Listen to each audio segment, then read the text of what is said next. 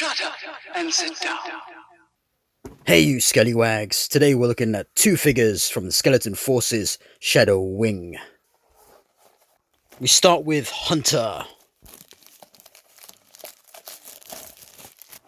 This box size we've seen in several other releases now, which I really like. These were touted as premium products, but the box doesn't scream premium to me, really. Looks alright. And there's the figure inside. Looking alright so far. And here's the Enforcer. I would have liked to have seen something a bit different. This is supposed to be their black and gold premium new stuff. And there he is too. Looking alright in there. Let's get Hunter open. From here.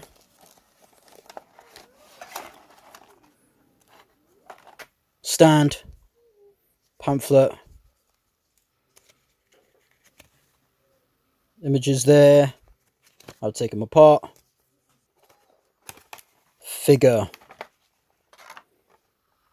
Does look different. Yeah, so straight away, nice paint apps. Came to me a bit wonky though, all bits kind of like coming off, or just, yeah. It's not. He's not in good shape. I need to take stuff off and put them back on again, I think. But yeah, liking the finish of the figure. Yeah, a lot of wonkiness going on. Get out, warning, danger. Thought Joytoy had gotten rid of or stopped doing their corny words on their figures. All looking quite nice. So straight out of the box, articulation, head moves around, hindered by that neckerchief. It's a swappable head, not helmet. That goes up there. This, yeah, all this stuff I'll need to sort out really. Bit of stiffness going on. Those forearm bits are gonna be annoying. But yeah, nice bend there. Look at that. Really good. Be able to hold guns really well. Rifles especially. Oh, movement here is not very good at all though. Jean-Claude! Hunting for balls. Swivel there at thigh. Double bended knee going up like that. Very good. Movement here at the foot, up, down, pivot, and twist with the old style feet. Joint. Definitely going to have to sort him out with his armour and that. Here we have the Enforcer. With a look like something out of Dead Space. Stand. His pamphlet. With the usual stuff. Here he is. So same here.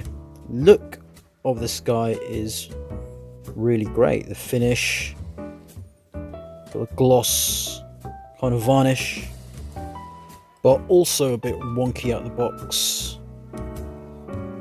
Gonna have to sort out these armor parts too. All that looks really good though. Alright, so articulation, same as Hunter.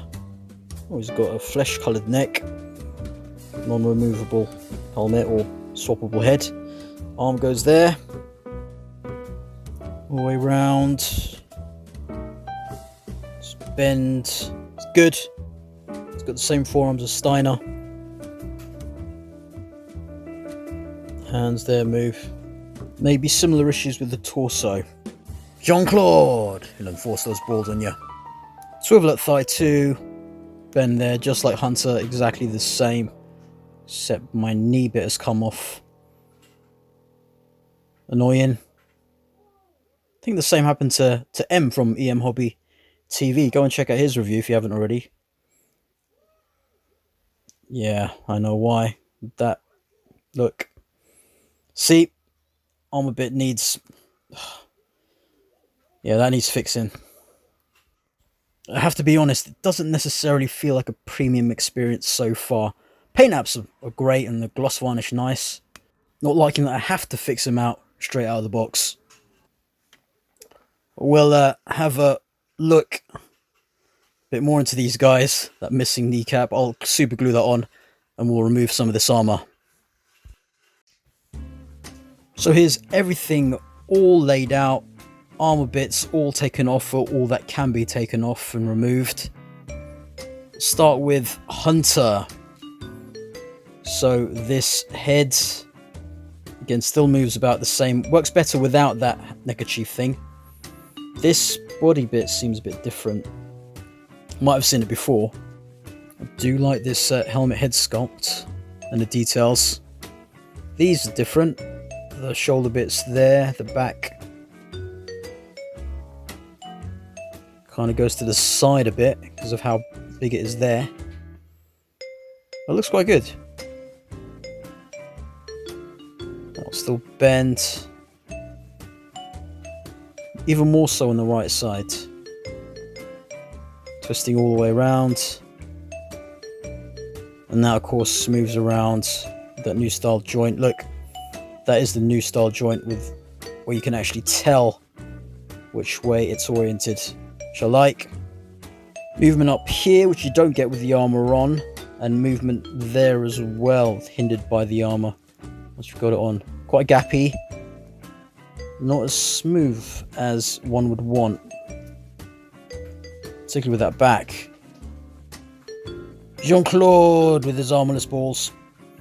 Twist still there. All the legs still work the same, because you can't remove them anyway. These do feel like a bit slippery and slidey. There is a toe bend, but it's stuck because of the paint apps, I think.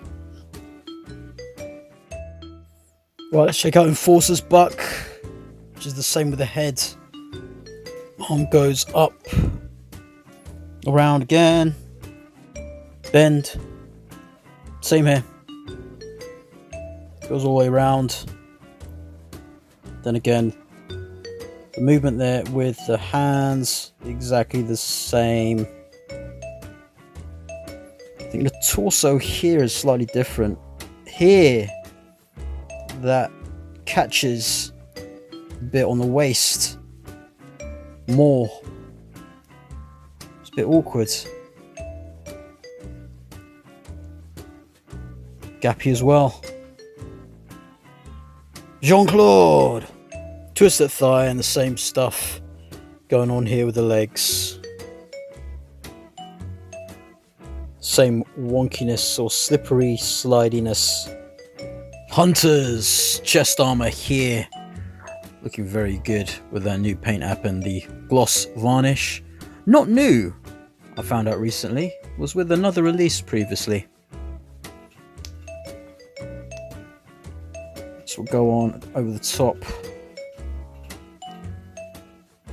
Straps in. With a bit of help.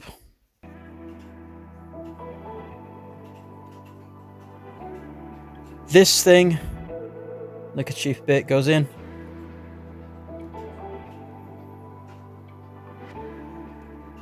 Head secures it. Goes onto the body. Looking good. These two shoulder parts. And here the forearm parts. They just slide up through the arm without the hand there. Forearm. Same on the other side. Yeah. Here are the thigh armor pieces we saw with Steiner. We'll remove the legs to put these on.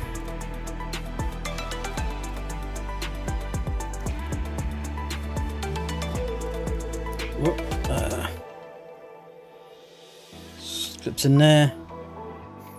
Now this crotch piece also came with Steiner, but putting it on here, it doesn't go around the waist. It's going to cause some issues with clashing of armor pieces.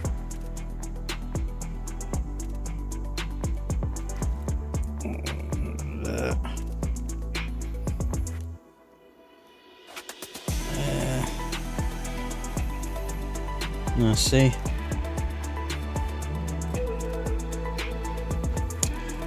Yes, not ideal.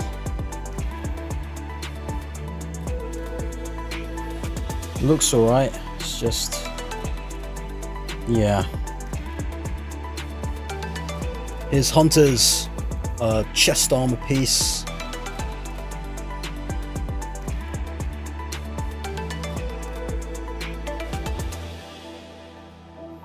These are fairly tight on there. Just got to get it aligned straight so it clips in. This armor piece was actually used with Blue Falcon. Clement from the communities brought that to my attention. Shoulder pieces. Just remove this forearm. Just goes there.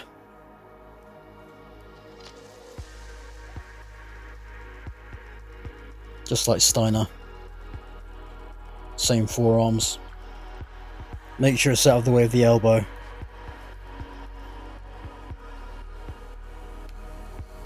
Just make sure that works right. Same thigh armor pieces but in a different colour. This belt I'm sure we've seen before. Fits quite nicely over there.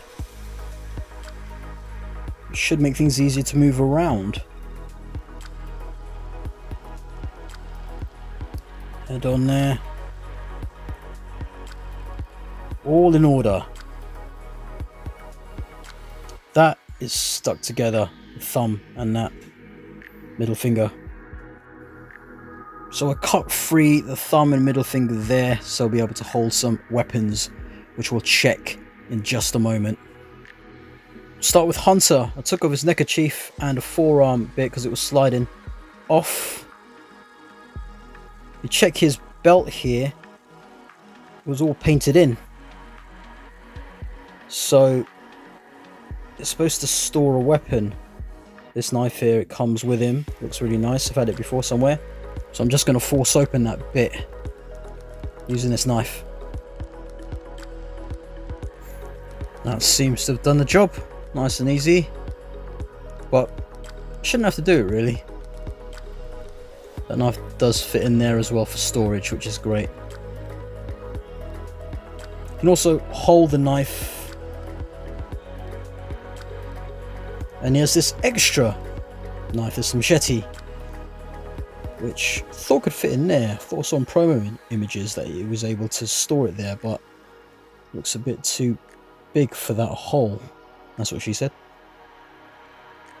Yeah, don't want to stretch it out. That fits in nicely there. So here's a gun that we saw with Hammer of Steel, I believe. Fit in somewhere there, but you can also store it here if you want. I probably won't use it. Instead, I'll go for this pistol, this futuristic pistol thing he has, which you've seen again before, just in different colours. It's in there. You can also store like that. This gun, I'm sure we've seen as well somewhere before. Everything seems like reuse. You can hold that nicely. So you can either change the hand so you can hold the support bit there, or just hold it like that, which works just fine. Unfortunately, nowhere to store it. Maybe have it hang off this thing, but it's not going to stay there. never been ideal. Looks good. Now, I don't think I've had this gun before, but I'm pretty sure it's been released with something else. You can hold that. And support just there. This works really well. Have it quite close to him like that. Holds it like a champ. 2 closed fists. 2 semi-closed fists for holding things.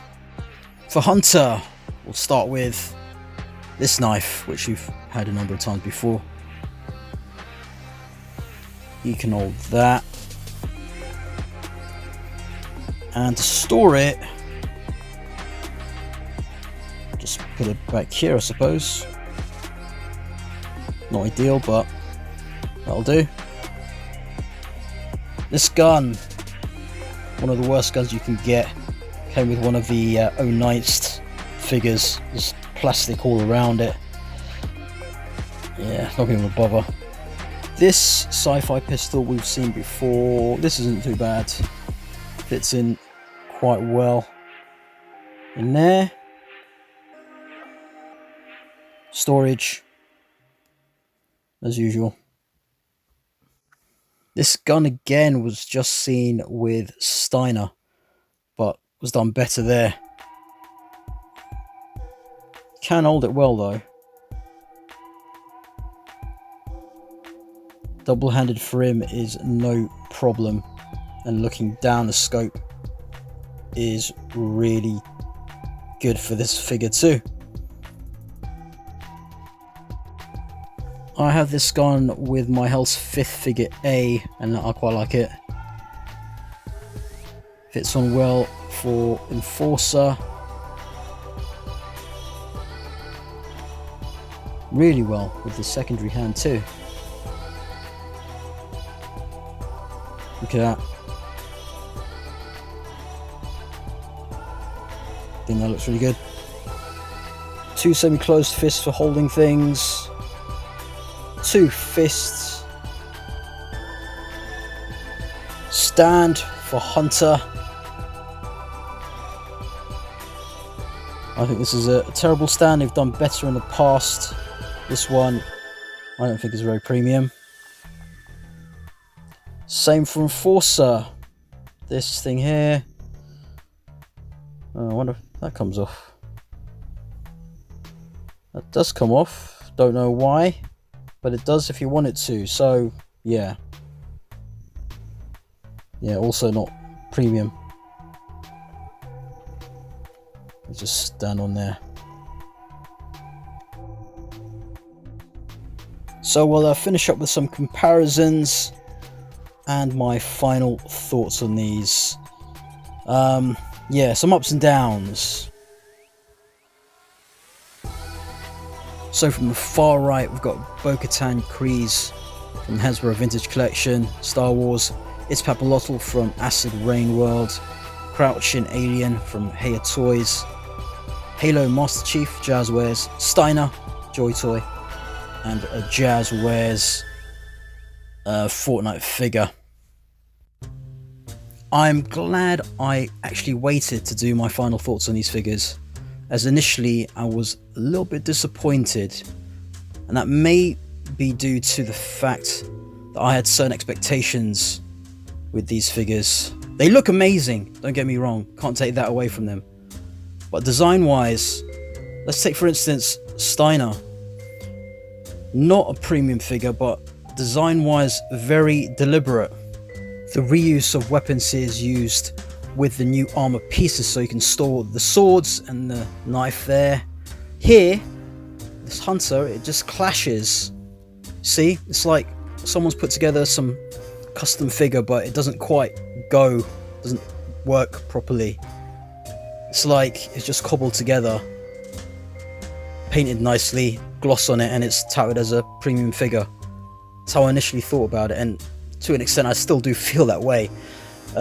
It's a nice figure, looks very good, and altogether, you know, I am enjoying it. But it's just sometimes some of these Joytoy designs just feel like they've just thrown a load of things at the wall, seeing what sticks without any proper thought. I think it's different designers. Like, this designer here doesn't feel like it's the same as the guy who designed the Steiner figure, or girl.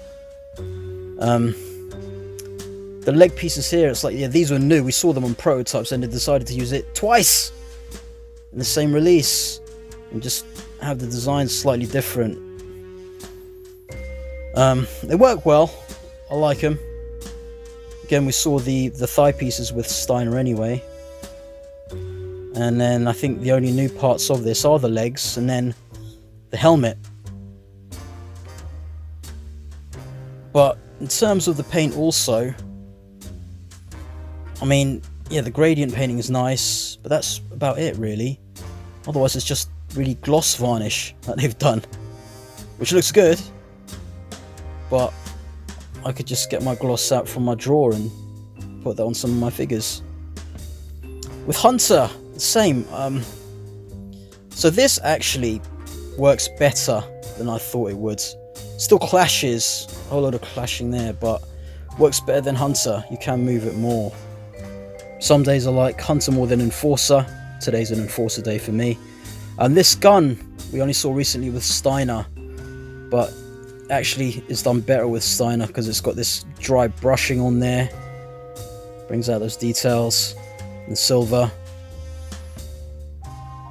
Obviously the colours for Enforcer suit him, but he should have done a bit of dry brushing or something. But yeah, it's been used a few times now. It was initially said that they'd be charging premium prices for these figures. I'm glad they didn't, and I actually know now why. Because at the end of the day, they're not really premium figures. They look better, paint ups are nicer, but not to the extent where you could actually claim they're premium figures, especially with just the whole design and the amount of reuse. I mean, you can do reuse, it's just do it better, you know, make parts work. And I mean, sounds like I'm complaining when these are actually really good figures. Again, I think it's just my expectations of what I thought was going to be a new premium line. Black and gold, they call it, limited edition from Joytoy. When in fact, they're just your standard release, really. On the good side, because I like them both. But definitely nothing more. The paint apps look good. They look very good. That's one thing I'll really say, especially in person. They both look very good in hand.